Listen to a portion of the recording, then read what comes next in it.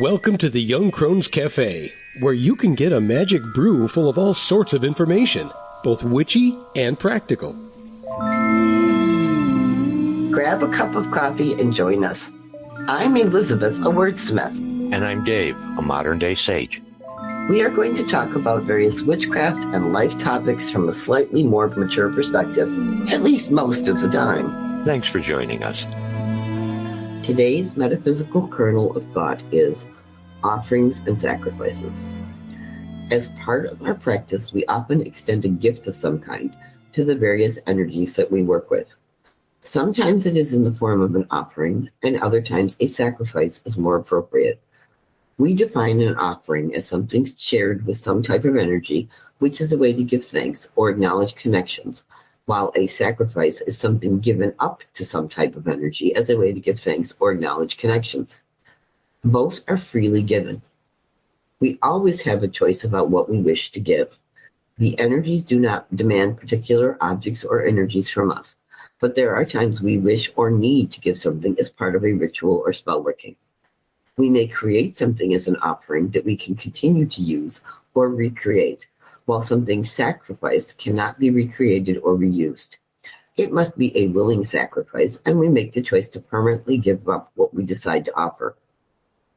Frequently, our offerings are in the form of incense, which involves burning an herb or combination of herbs that often have correspondences with the energy with which we wish to connect. The act of choosing the herbs to use and the blending process to find the best scent is also an offering of our time and energy. Whether we create or choose something to be sacrificed, our time and energy is again part of the act itself. Other types of offerings and sacrifices are usually burned in some type of fire. We believe that the smoke created from this burning process carries the essence of our gift to the heavens and to whatever energy we are giving the gift. Our offerings and sacrifices require thought and decision-making about what they are going to be. They also require an investment of time and energy to prepare them. We often offer them in the context of a ritual or magic, and they usually involve some type of fire. The key difference, therefore, is intent.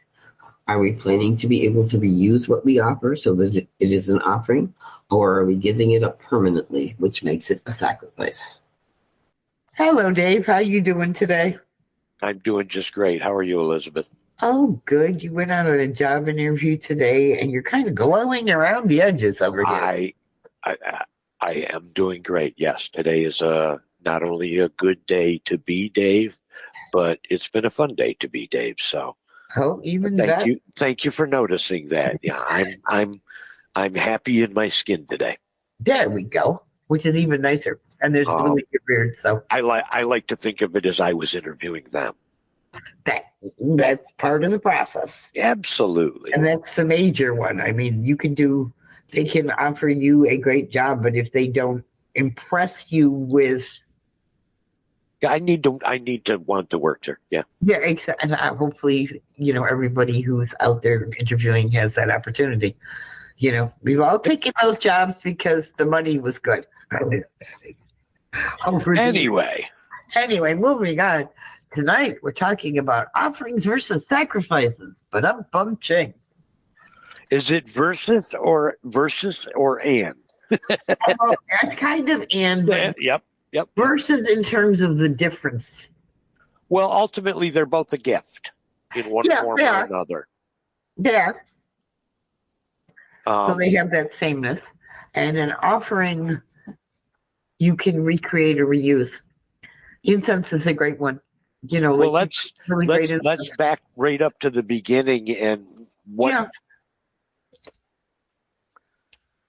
is the before we get into the details of the differences between the offering and the sacrifice, what is it that makes us need to have a giving?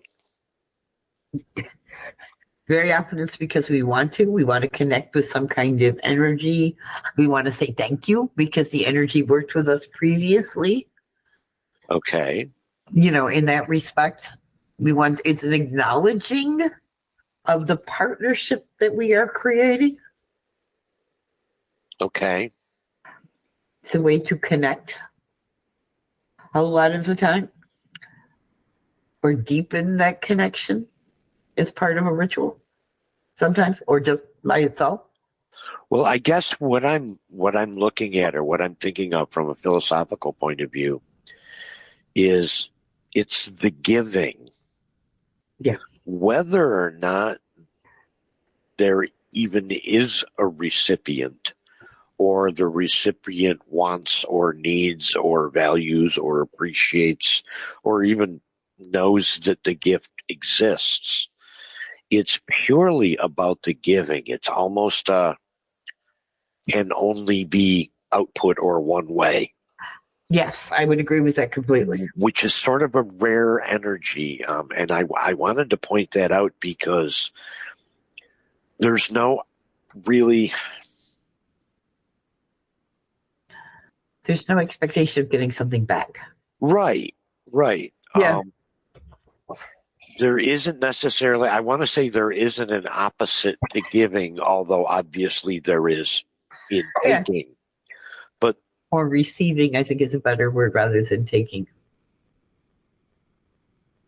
Well, no, that's just it. I'm looking at the verb of it, and it's not the gift, it's the giving. Yes, that I'm looking at is, quite honestly, the universe doesn't need our gifts. No. The gods or the elements don't need our gifts. No. It's us that has somehow a need for the giving. Yeah, and that's just kind of what I wanted to look at, is what is it about us? It's like, because it's true, and across classic literature and things like that, even Heinlein said anything free is worth exactly what you paid for it. Yeah. We don't value things in our culture, in our society at least.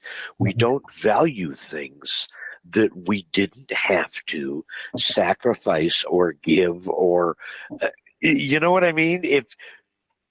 I do.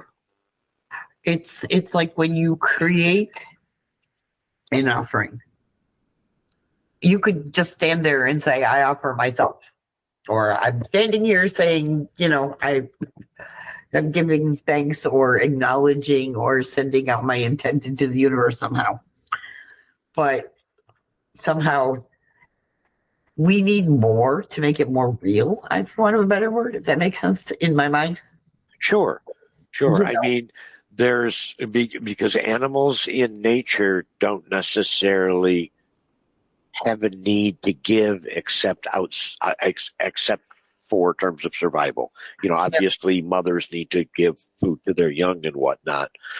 And pack will share at war fathers. Yep. Although there are an awful lot of fathers not able to make milk yet, but no. No, but I'm teasing.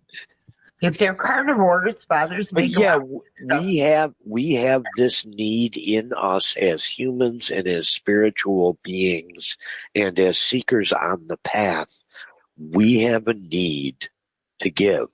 Yes. We feel like we have to expend something or lose something. The note that I wrote when we were reading through this is, we have a need to feel the burn. And that sounds really flippant, but it's sort of true that we don't necessarily feel like we're going to get full value unless we somehow offer or sacrifice a part of ourselves to the universe. And that was sort of my way of getting us back to, what are the differences between offerings and sacrifices? Okay. Because there's something about us that says, I'm not going to walk away from this ritual or this spell or what have you, feeling like, even in Native American cultures, there's that Hollywood trope, but it comes from a legitimate true thing, where a trade must be a bond from both sides. Yeah. When you give someone, there's an expectation that they are then going to give something back to you, which outside of our culture, even, there is a need in us to give and feel like we have done well in the exchange. Yeah, and to us, offerings and sacrifices, we never thought of them as exchanges. It's like you said, they're active giving. Uh-huh. And putting the time and effort to find the right gift that matches what we want to get. So the building and the creating and the selecting and all of those, I'm going to call them energy juices. Yes. And that's kind of what I was working my way towards, is in that giving, there's the thoughtfulness. And I used to love when I worked in the metaphysical store. I used to love watch people shop because the amount of energy that they expend picking just the right ingredient or just the right gift for somebody, that is so much a part of the energy and the juju and the magic of the gift giving. Yeah, exactly. So before we have even given any gift, whether it being an offering or a sacrifice, we are already investing energy. So in a way, we're kind of working a giving spell. Yeah, in that respect, and very often, I mean, it's almost like a balancing kind of thing, but not really, because how many of our spells do we do where we need something? And this is kind of the balance that we talk about on the path all the time. The giving part kind of balances out the wanting and the needing and the asking for stuff. I had never thought about that way, but and yeah. I can only speak in terms of when I was a boy going to Sunday school in a Christian church. Yeah. But I can remember a pastor saying to me, for every time that you ask the Lord for something, it's important that at least a couple of times you just out of a clear blue sky thank him for something. It makes perfect sense, though. Absolutely. It's kind of that balance. And sometimes, you go through periods where you really need. And the universe is carrying us. And when we come out of the other side, there is a gratitude feeling involved there. Sure. Where you want to give back. And that's where it kind of turns into offerings and sacrifices. Well, and I like the idea of us talking about offerings first, in that, I'm grateful now and I have an abundance, or even if I don't have an abundance, I want this to be a gift. I want it to be shared. Yes, exactly. I want it to be acknowledged that this is part of the universe, and so it's mine, but it's yours, and it's the universe's, and it's the neighbors, and you can use it over and over. Ultimately, this is something that I can share with you. You can share it back with me. It's something that we can all living things and all elemental things. Yeah, whatever the energy is, it's kind of a shared thing. And very often, Sue and I would create incenses of different kinds. Sure. Like you said, there was the selecting of the incense, the ingredients we wanted to include, and the correspondences that we wanted to use to make it have more meaning in that respect. Right, and then the grinding. You have to, grind them up so that you don't have big chunks of, you don't always have big chunks of something, but sometimes you want big chunks of resins. Never mind. But the idea that you're creating this. And here I didn't get to use my favorite mortar and pestle joke. I'm sure you could. But the idea was then you have to figure out how much of each one you're going to put in there so it smells good. Sure. We deliberately created some incenses that did not smell as good for various reasons, but in general, and only outdoors do you burn those. Come on. But the idea is you have to figure out how much of each ingredient. Somewhere in some of our writings, I'm laughing because somewhere it is literally written, first time new incense, do it out on the back porch. No, new ingredient, not even an incense one before you even get started.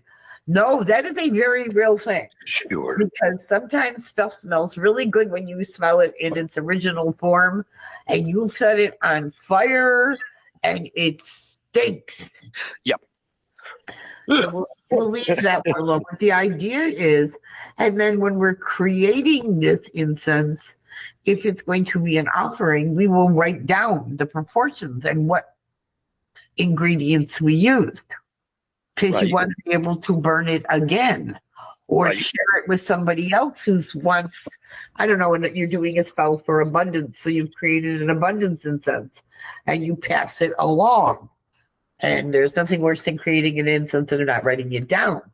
But we've also created incenses that were, in essence, sacrifices where we deliberately combined things so that they worked, but we didn't write it down so that you couldn't use it again. And that was the big difference that's the big difference between an offering and a sacrifice. An offering you can share and reuse and recreate and use over and over. And a sacrifice is like a one and done. I'm quiet here because I'm reflecting how, and this often happens when we talk, but how powerfully I just realized that I can apply that metaphor to music. Yes. When I record a piece of music, I can share that piece of music and we can enjoy it over and over, and you can give it to a friend and you can give it to a friend and you can give it to a friend. Mm-hmm. Notice I don't talk about selling music. That's a whole other point. Oh, yeah. But I can, once I've recorded a piece of music, I can share it with anyone. Mm-hmm. But when somebody walks by my front porch and I decide that I want to play a song for them on my front steps live right there, that song is gone. Mm-hmm. That version of that I am giving them in that moment to the universe can never be duplicated. That moment. Exactly. Was a sacrifice. Exactly. Sue, because she was a visual artist, would often create a drawing and then burn it. I saw her do that countless times. In fact, a couple of the pieces that I found in the house have been the part burned pieces, which I always found fascinating because it's almost sort of like a tea leaf kind of thing to look at the way a paper burns. Mm-hmm. Exactly. But sacrifices in the way of the path and what we're talking about, to me, instead of being shared with the universe, are ultimately gone. They're ultimately returned at sort of their subatomic or energetic particle levels back to the universe so that something new, something different, not this thing anymore, can be created by the universe. And so one way of looking at it is that creation cannot happen unless there is, to some degree, willing sacrifice across the universe. Yes. You know, we have to give up this energy and this mass and this stuff from time to time for new stuff to happen. Yes, exactly.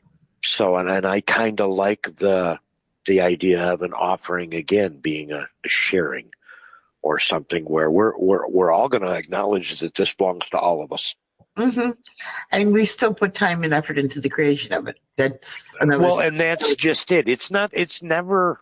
I shouldn't say never. I shouldn't speak in absolutes. No. But it's rarely the value of the item itself that we're talking about. We're sort of glossing over that, but whether or not it's a diamond encrusted piece of art or if it's a pretty stick, the value of it is in, we picked that stick out of a whole bunch of others and we talked about that stick and we wrapped some pretty thread around that stick and we put some nail polish on a spot. And when you get all done, you have a wand that you're giving someone, and it's a huge and powerful and wonderful gift that they're going to be able to make magic with. Mm-hmm. But when we started, it was a stick. Yeah. The gift is the time and the love and the energy and the impact that we're putting into it. Yes, exactly. And it's like that with anything that I think on the magical side of things that we make. Because anything magical we create, we imbue a piece of ourselves into the process. Right. And that's what makes it special in terms of offerings and sacrifices as well. Yeah.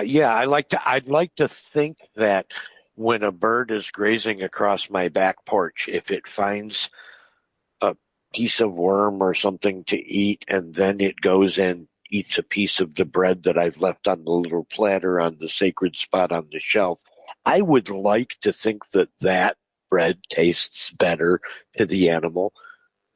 I have no idea if it does or not, but boy, I feel good in a universe where that robin knows that that little piece of lemon poppy seed bread was part of their ritual, and Dave left that out there so that we can all share. It's a nice thought. I like it a lot. I like to live in that universe. So for me, that would be my offering, is the energy of trying to create that sort of a universe around me. I like it a lot. And sometimes you need to sacrifice because what you tried didn't work, and you get rid of what no longer serves in that respect, so that something new can come out of it. Sure. In fact, that actually came up today in my discussion where, I went back to school for a couple of degrees to find out that I really love studying computer science. But I'm not really very good at it as far as making a living at it. Well, and coming to that realization and understanding that, yep, okay, I'm better at helping people fix things than I am at building them from scratch. Well, there you go. And that awareness. That's just it. My awareness of that is something that I realize that my perspective and my experience are what I am, pardon my pun here, but offering to the universe, to a potential employer, to a potential friend, to those people that I like to practice and perform ritual and magic with. My offering is me. Yes, exactly. And it's the time and effort that you put into the ritual can be considered an offering in itself. Sure, absolutely. It's funny you say that, because I always believed that if I took my time and mowed the lawn just perfect and had all the trim looking sharp and everything else, and then got the heck out of the way,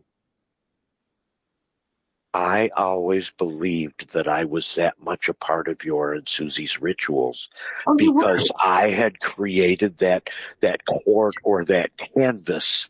I always felt like that was and I'm sorry, but this is the whole topic. That was my offering. I was sacrificing or offering or sharing my time so that my energy was a part of that canvas upon which the two of you could work your magic. Oh, I agree completely, because it was always wonderful to not, trip over stuff in the yard because you cleaned up the branches before you mowed, kind of thing. But it makes a difference when you're trying to raise energy and you're trying to walk around.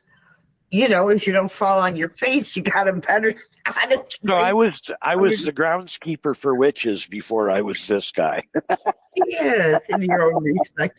Hey, I'm going to put that on my resume now. Oh, there you go. For me, it's the writing that I do that is my offering in a lot of ways. I offer up how I look at things or how I think about writing ritual, because experience and perspective. Yeah, we're we're essentially at this point marketing the same thing, just through different channels. Sure. I think so. And I have to laugh because Sue would always say, we need to do a ritual that covers such and such and so. So write it. You were kind of her AI before there was AI. Yeah. Pretty much. And I can remember her calling you and saying like 3 sentences to you about what her intention was. And then 4 days later, she's printing out 4-page rituals. Yeah. That was kind of my job back then. Right. And but it's also your offering. I mean, you are a writer. It's what you do, just part of who you are. Yeah, and I kind of had to grow into it as I got older. Right. And today I can say I am a writer without blenching most of the time. or making some sort of self-deprecating comment. Today I can say I am a writer. And I am a good writer because when I write stuff down, people read it and it makes sense. Or it answers a question, or it makes them think, which gives me great joy. If I've written something and somebody says, I really had to think about that, that's when I'm doing my happy dance nowadays.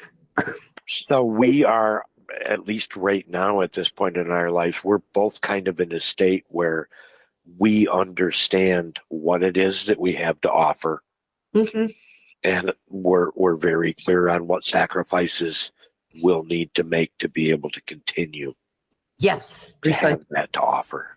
And that's, here again, that's part of experience and perspective. And getting a little older. Well, offerings and sacrifices are cumulative. So I like to think that I am a sum product of all of the offerings and sacrifices I have made through these years. I think we all are. Yeah. So, and that seems like a pretty good place to stop, unless you have something to add. No, actually, I'm quite comfortable right there. I am too, and that was a great way to end that. So I will say, as I always do, may you find immerse and reverence in all things. Be safe, be kind, and be loved. Practices of the path. These are the hows and whats that we, as practitioners on the path, actually do in our own lives. Everything from the various tools that we work with, as well as those we don't and why, to the solar and lunar cycles, herbs we use, crystals and stones that we work with, candles, incenses, and anything else we come up with that can give an understanding of what we personally do with our magical practices. Good evening, Dave. Hi, Elizabeth. How are you? Oh, great. Catching up with an old friend by phone recently, so just weird. Yeah, it's running into someone from our past stirs all kinds of ripples in the people that we are today. Yes, I would agree. Because it causes us to look at the people we were when we knew that person, and then it also causes us to wonder what kind of person that is, recognizing that they're not the same person either. I know. He was telling me he has a gray beard. Oh, all right. So we have that in common. Yes, you do. So there we go. So, yeah, we'll let that one slide for a little bit. Oh, dear. It's just funny that this is someone I practiced with that was kind of like the prequel to creating the path in the first place. Sure. And looking back at what we used to do and saying, oh, wow, it is very different now. And being happy with that. Right. That's gotta be a neat conversation, sure. Oh, sure, it is. It was. In a way, it sounds like there's a form of closure, even though there's no ending here, really. But it seems like you're able to show that you finished up or followed through on some projects and whatnot. And I only mention it that way because that's one of the things that, the big catchword nowadays is closure, and we're talking about the closing of our ceremonies or our practices. Mm-hmm. And really, I think that word closure fits. Oh, yeah, it does, because every ritual kind of has that closure to it, hopefully. If you're doing open-ended rituals, you're walking around half-astral, and that's never a good thing, especially if you have to drive. But we'll talk about that in a minute. But this is our practices section. Well, and I think we should make the distinction there between just working a moment of magic, drawing a pent on a lock or what have you. Oh, yeah. isn't the same as what we're describing as ceremony or ritual, in that it has the structure of a beginning or an opening, a working or a main course, if you will, and then today we're talking about that closing portion or that denouement, wrapping up all of the loose ends, or hopefully. Yeah, hopefully getting everything gathered together. I mean, Sue and I always felt that the opening and right up to where you're starting the working was kind of, all right, you're stepping out of the mundane more towards the magical side of things. And then whatever you did in ritual, especially if you're doing spell work, you are starting the process of transforming something in that respect. Sure.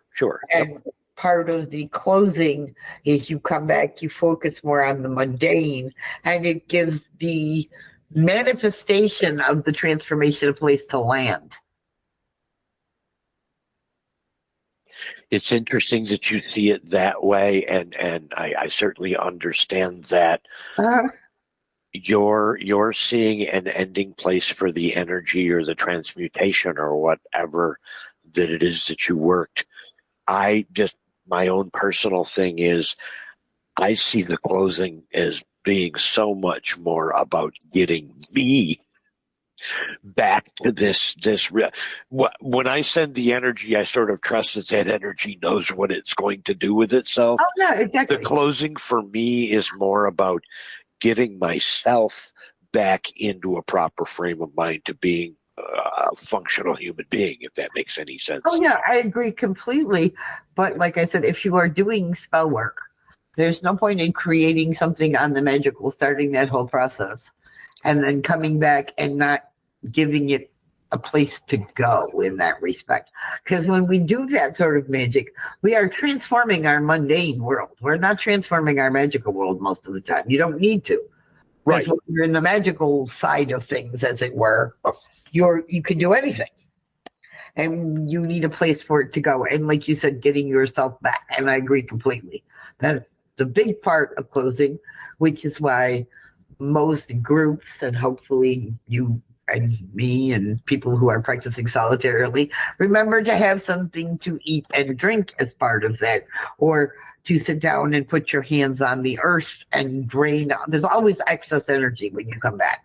I have to say that this is something, coming up on 20 years ago now, but this is something that I picked up from you and Sue and the work that you did together, through all of those years. I had not included a small snack or something at the end.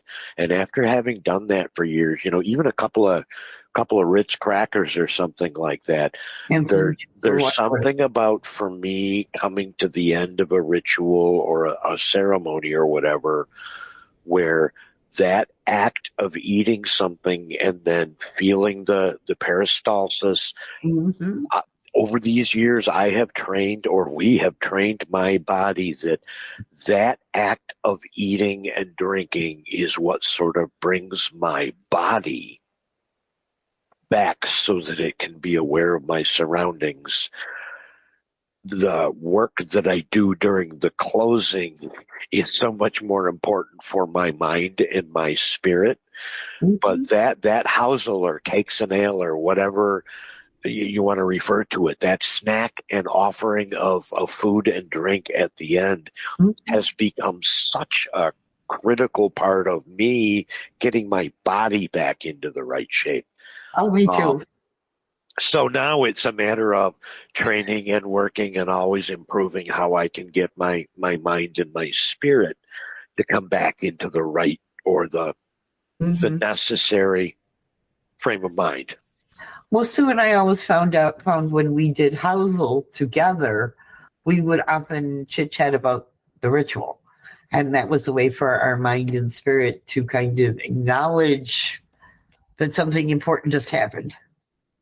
Or we don't want to. Sure. Yep. I can remember walking around and picking things up in the yard and hearing it. I refer to it being a veteran. I referred to it at the time as sort of a debrief. Yes, exactly. Where you would kind of talk yourselves down while you were finishing off the apple bars or whatever wonderful thing Elizabeth made. I'm sure one of the reasons we've trained you so well is I have, over the years, been the baker of the group, so that different times of the year you have come to expect different treats, as it were, to talk your body back down. I didn't even know it was supposed to be called Loafmas. All I knew it by was Apple Bar Day. No, that's solid. Loafmas is always some sort of wonderfully fresh baked bread. The lemon poppy bread, yep. Lemon poppy seed bread, it tends to be Loafmas. And it's just different things that we associate with different times of the year for different reasons. And it probably helps that I like to bake.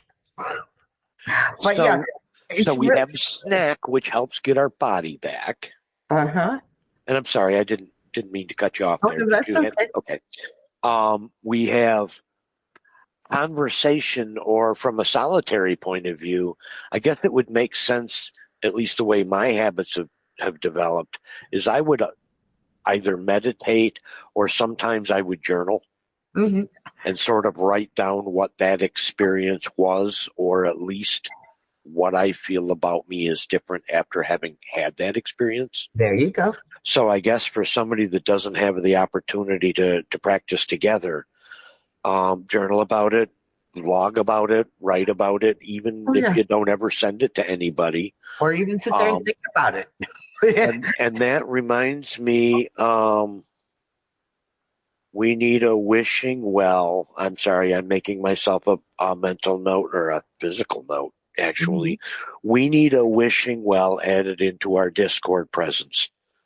Okay. We need a place where people can go in there and write whatever they write, and I'll just set up a robot that the moment that they write it and post it, it disappears and it's gone forever. Yeah. I need to add a wishing well to our... Okay.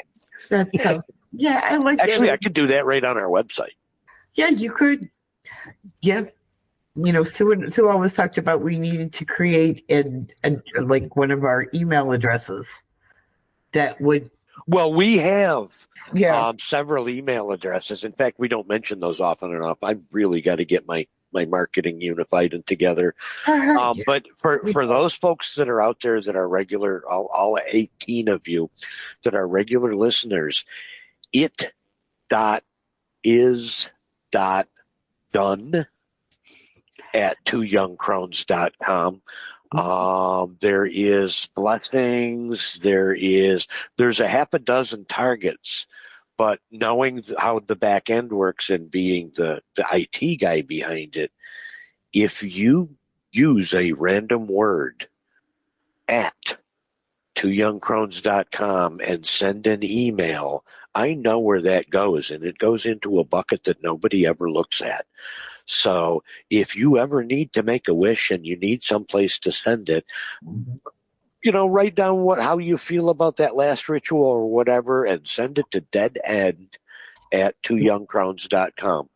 And know that it's gone out into the universe. It's just, it's funny because I think you're going to do a thing this week about how to use technology to help in your practice, but there's a way to do that. Oh, yeah. I'm having a lot of fun with the monograph. You wrote an amazing one last month about stuff that you can find when you're out and about in nature or in a park, or even decomposable. Yep. Yeah, decomposable. And it was great. And I am following it up as a natural kind of thing, which is, I feel like somehow we've switched positions where I am kind of doing a deep dive almost into some of the technologies and modern correspondences that you can use, because I am reasonably technical, but I'm not nearly as technical as you are, and I don't want to be. I'm sorry. And I'm the IT guru, but lately I've been on this kick of trying to do things desert island style. So. Yeah, exactly. So it's a lot of fun. I think we all need to wear different hats sometimes. So the last part of closing, really, if we look at it from that kind of body, mind, spirit, we've done a really good job with the body. We've had a snack and some orange juice, just like the Red Cross taught us. Yes, the fizzy orange blood orange drink. Yes. We've worked with the mind in that we've either been able to share how we feel changed by the ritual or the ceremony, or journal about it. or, post it or whisper it to the wind. Or whatever. Yeah. God, over the last couple of years of missing Susie, the things I've said to that river outside. Yeah. Anyway. Yeah. But what can we add, or what can we talk about in our closing that helps to close down that spirit or bring it back? Well, for Sue and I, it's always been the libation portion. Okay. That's all about spirit. We have something we always say. We save a little bit of the physical that we've eaten and what we've drunk and put them together and then give it to the earth. Yep. And we say the same thing every time. And It's a very spiritual thing for us that we say. It has meaning for us on the path. And that kind of settles the spirit. I'm going to put you on the spot here, but is it something that you can recall by rote? Probably not by rote today because my brain is not there. Fair enough. Basically, it talks about here's the gift, in other words, in essence, for the earth. And the day and night are wed as the living and the dead. Okay. You were shown a mystery. Gotcha. Okay. Yep. Now I remember the part that you're talking about. Sure. Yeah. All right. So that takes care of our body, mind, spirit. And also in the process of the conversation, we came up with the idea that we need wishing well. And if you really want to think about it, the closing is the period at the end of the sentence that you've done by creating your opening and the joy that's having the ritual part of it. And you have to get to an end somewhere. Well, and I think in some folks' practices, they even dissolve the circle or what have you. Yeah. Sort of symbolically stepping back across the hedge and into the mundane. We have done that when we have felt the need to cast like a really official circle. And we talked about this as part of the opening and the working. When we actually cast a circle, it's very simple. We don't call quarters or anything like that. We basically create a bubble to hold the energy until we're ready to release it. And then we release the energy, and for us, the circle part, the bubble pops. And the bubble bursts, sure. Yeah, the bubble bursts. It's interesting we were talking about decomposable stuff because I can remember out here in the yard, at one point I spray painted a circle. Yes, you did. And even though the ritual was finished that afternoon, for the next 3 to 4 weeks, every time I would go out and trim the lawn, I would see that color be less and less. And here again, there's something about that to me visually, marking the passage of time until that circle has been grown and trimmed off. It's always had a real powerful effect for me. Well, that makes a great deal of sense. And we always appreciated you making the mark because it gave us a place to put lanterns and candles on the edge so that we wouldn't get lost in the dark. Well, the house is still here, so we successfully did not burn it down over 20 years. There you go. There have been times where Sue and I have put things in a sacrificial fire, as it were. I think we're going to talk about that in another segment here. I think we are. We're talking about offerings and sacrifices and the difference in created unintentionally or higher flames than we thought we were going to get. But that's neither here nor there. All right, work with me here, lady. I'm trying to close the closing. Okay, exactly. So with that being said, I think we've kind of, in a roundabout way, discussed the body, mind, and spirit parts that you need to get back in alignment so that you're not half astral. Yep. Exactly. Or almost like an energy hangover where you're jittery or you can't sleep or it's very uncomfortable. Sure. So please, if you are doing any kind of rituals like that, make sure you close appropriately. Yep. Eat something, drink something if that's your thing. If not, put your hands on the earth and let the energy go somewhere, because you always carry, I don't care what kind of ritual you're doing, there's always an energy that kind of clings to you at the end, I guess is the best way to describe it. I have a friend that has a pool, and every time they finish something like that, they take a cleansing dip in the pool, and I carry a shower, anything. Sure. It's the same idea, but you need to come back and be part of the mundane, even though it's not as much fun. So with that being said, may you find mirth and reverence in all things. Be safe, be kind, and be loved. Before we go, we would like to present you with a tip or trick or witchy hint, just something to make your day go better, because we live in a mixture of the magical and the mundane. Today's tip, trick, or witchy hint is about using the energy of the times of Candlemas to think more outside of that box. As humans, we tend to like to be able to categorize things, stick them into neat little boxes that allow us to be more organized, more together, more whatever. And one of the joys of being a witch is being able to flex our creative muscles, as it were, to think outside of that box and occasionally to climb out of the ones we've stuck ourselves in if we choose to do so. For us on the path, the times of Candlemas are also known as the times of creativity and inspiration. So now is the time to grab a hold of that energy of fire, which are also associated with those two things, and think about different ways you can change up your practice, change the ways you do magic, to just try some new things and see how they work out for you. For example, if your go-to is always candle magic, why not try some other type to see what could go on instead, as a substitute or as a different way of getting the same results? If you're terribly into using herbs for your correspondences, you might want to try rocks and stones and crystals of various kinds instead, or different everyday items that you could think of, what we call modern correspondences, that can be used just as adequately, or think about using no correspondences at all. If you always open and close your ritual in exactly the same way, why not try your hand at something new by writing something different that relates to what you're trying to accomplish, for instance, or as we have done, that relates to various seasons or moons of the year. The idea is to really think outside of those boxes that we stick ourselves in. And now is the perfect time of the year to try it. Here in upstate New York, where we live and practice, with the exception of this week where we've had kind of a heat wave, it tends to be cold and damp at this time of year. And there's enough snow usually thrown in to keep people from practicing outdoors. So now is a good time to sit down with a piece of paper and a pen, or in front of a document on your computer if you're more of that sort of witch, and brainstorm as many different ways that you could try something new and fun and exciting in your practice. And the idea, as we say, is always to have fun while you're doing it. That whole immerse piece is always just as important as the reverence. So with that being said, I wish you a happy start of the Candlemas season.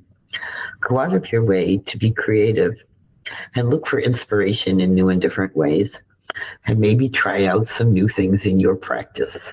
Come up with those ideas, and remember to really think outside of the box when you do so.